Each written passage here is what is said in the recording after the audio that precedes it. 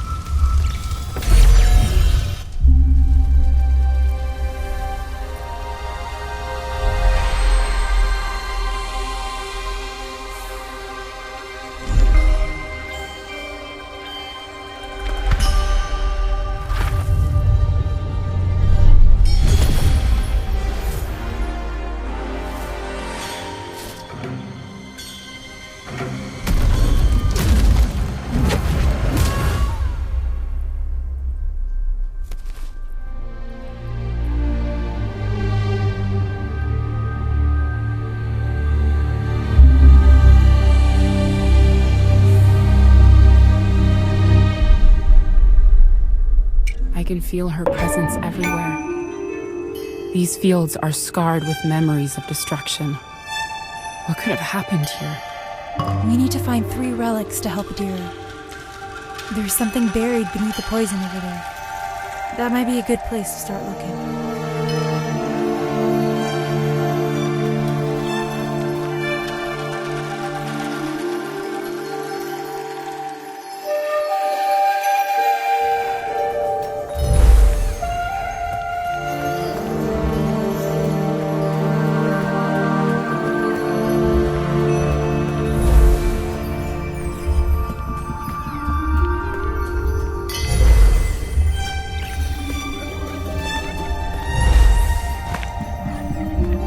There's a relic here. These rocks look like they're part of a larger structure. This is our ox. He helped us shape the land. We have to help him. I don't know how he could possibly be functioning after all this time, but we can't leave him like this. Try clearing the other areas of corruption in the fields. I think they're connected.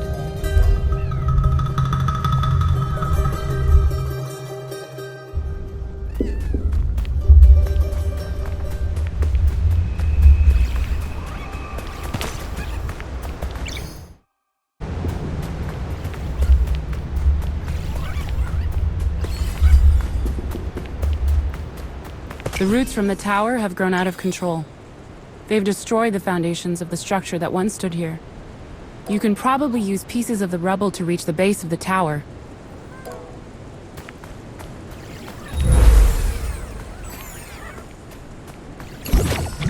I forgot how much NPC talking that this area had in it. So I'm probably going to end up talking over I forgot what her name was, the other character a couple of times. I'll try my best. And I was stuck in this area for a really long time. Not because I didn't understand the puzzles here. I mean, it's pretty straightforward. We're going to use the spirit bomb and we're going to jump up onto that flower, and we can move that platform back and forth with that crystal that's on the end of it. The thing that kept messing me up is if that platform is facing the wrong direction, you're not going to be able to make the jumps that you need to get over. So I spent a really long time stuck here just in this one little area, and this was probably the longest I spent in any one spot in the entire game, but I cut out pretty much all of that, so we're not going to see most of that. And there's going to be 2 of these spirit bombs we can blow up here. And it's like I said, just getting that middle platform, if that is in the wrong direction, you're not going to be able to make the jump. Plus, sometimes landing on stuff like this pillar right here, that is really hard to do. Like, I don't know how many times I jumped on that and then kind of just slid right off, because that's just how the platforming works in this game sometimes. And as I've mentioned before, when you're jumping with Kena, she has like most of her momentum on the first jump, but as soon as you do a second jump, she for some reason loses most of her momentum and becomes a lot harder to control. So beneath the staircase here is just another rot, and if you're not too keen on collecting all of them, you don't really have to worry about that. But anyway, I'm just gonna go back and then jump back up onto the platform and talk to her again. Converge at this point. Adira must have torn apart whole structures to make this tower. Just a little bit of commentary on how much destruction had to be caused for this tower that we're trying to get to the top of to be made. Actually, we're not trying to, I guess we're trying to get to the top of it sorta, but we're trying to unlock the middle of it, because the center on the bottom is how we actually get to the boss of this area. And man, is that boss a boss. It's funny because as soon as Dark Souls came out, a bunch of developers finally accepted that they're allowed to make enemies super cheap. This was a sacred site, built by an ancient people to track the passage of the seasons. It's beautiful at sunset. Adira and I spent many afternoons resting in the shade of these ruins. But that also had the effect of making bosses feel like bosses again, because in, like, you know, the NES and Super NES days, tons of those games had bosses that were super cheap, and that made it feel even better when you finally beat them. So now, sometimes it feels like a waste of time if they're really, really cheap bosses, but in Kena, I think they're fairly cheap. Like, for the most part, you're gonna do fine defeating them. But you are going to suffer a little bit, and it is kind of just a learning curve. You got to throw your head against the wall until you learn the moves, learn the patterns, and it's not too big of a deal. And I think for that reason alone, watching videos of other people defeating these bosses will be a huge help for you to defeat them on your first try. So I talked over solving this area. We just climbed up onto that tree trunk and activated the crystal, and then activated all 3 tiny crystals on that button. We get a cool, like, Oblivion Ayleid Ruin style staircase down into the enemies down below here, although the stone staircase in a spiral that leads into an ancient ruin is not really original to Oblivion, but that's beside the point. I'm not sure if we've seen these slug enemies before, so they're not really too deadly. They can hurt if they actually get an attack off. Those little slug walking guys, I don't know what else to call them. They have like an explosion, an explosive grenade they can throw at you, or they'll lunge at you. But they're really slow, and they tend just to not attack. I don't really know why. They're not very good at what they do. So they're usually not too deadly. We have to worry more about these stupid sprouts with the dang swords again, and this is the dual-wielding sprout that we've fought as a boss earlier. He's got a crystal on his back that doesn't really do a whole lot to help us out there. And we'll also notice that he himself has some little... I think that's his own on the top there. That might be ours, actually. I'm not sure. That might be just referencing our sprout circles? I mean, our rot circles? Not actually sure now. I'm way less confident on that. Anyway, I'm just gonna move on past that, and we're going to defeat this guy in whatever means that we end up defeating him. So, kind of as I mentioned with the big sword sprout, sometimes jumping is a much better defense than rolling around like I'm doing. And this guy is just really being a super tough one. I think I'm gonna finally throw some more. Okay, I changed my mind. That the circles on top of his health bar are our rot circles. I thought for some reason that they were the enemy's rot circles and they had rot moves of their own, but no, they're ours, and I guess it's just there for convenience. So that's good to know. Something I should probably have known by now, but I just was like, wait a minute, that doesn't make any sense because they don't really do any different attacks if they have the circles up. Alright, so once we're done clearing this room with the badly instructed method that I gave, because I didn't give any, we're going to grab that rot and then jump on down here, and we're going to have to do some very aggravating spirit tier controlling. So there's that little tier on top of the ceiling. We're going to shoot that down, and then we're going to take control of the tier and try to blow up the plant on the left side there. But to do that first, it's got to open up.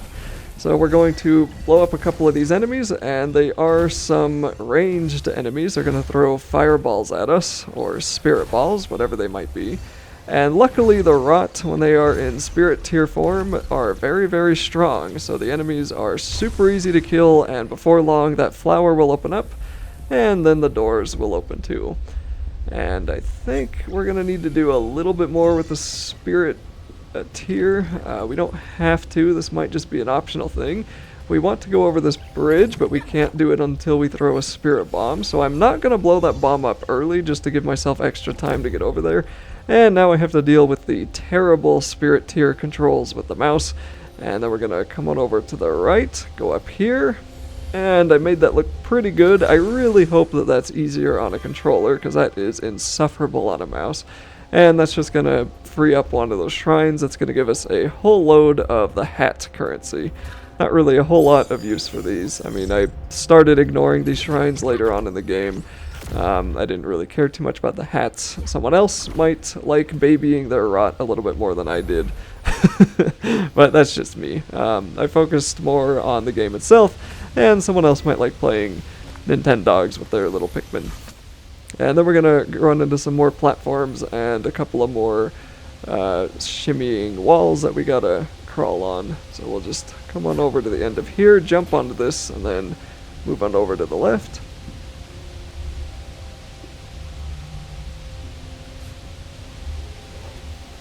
So here, there's going to be a couple of plants we'll have to destroy, and some enemies also. And to get to all of the plants, we're going to need to probably kill the enemies first, just to make our lives easier. And then we're going to want to throw a spirit bomb onto the platforms here. And then we will throw the rots into both of these. That'll blow them up. Make sure to either shoot them with your bow and arrow or use your spirit pulse. And then we'll go for the center one. That one will just come back and then shoot it. And then I think we're going to have to use those platforms to get out of here. So that'll clear up one of the vines on the big thing of rot that's in the middle that we're trying to... Not rot. I keep calling it rot. It's corruption. The rot are the little guys following us, but they're kind of the same thing, and they're kind of not. Anyway, it's going to clear up one of those veins of corruption. And there's also going to be a memory of Adira's here, so we're going to grab that. What a view. You can see miles from here.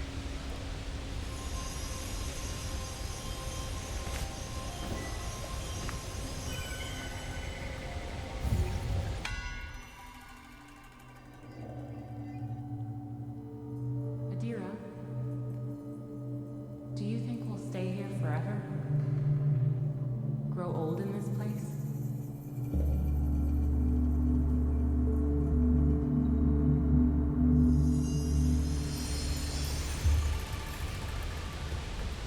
And we get to learn a little bit more about the love story of the area, so that's kind of neat. And then we can follow the pathway down, and we're pretty much just going to head back up to where we came from, but through a different pathway. And that's going to be nearing the end of the video, so I'll see you in the next part.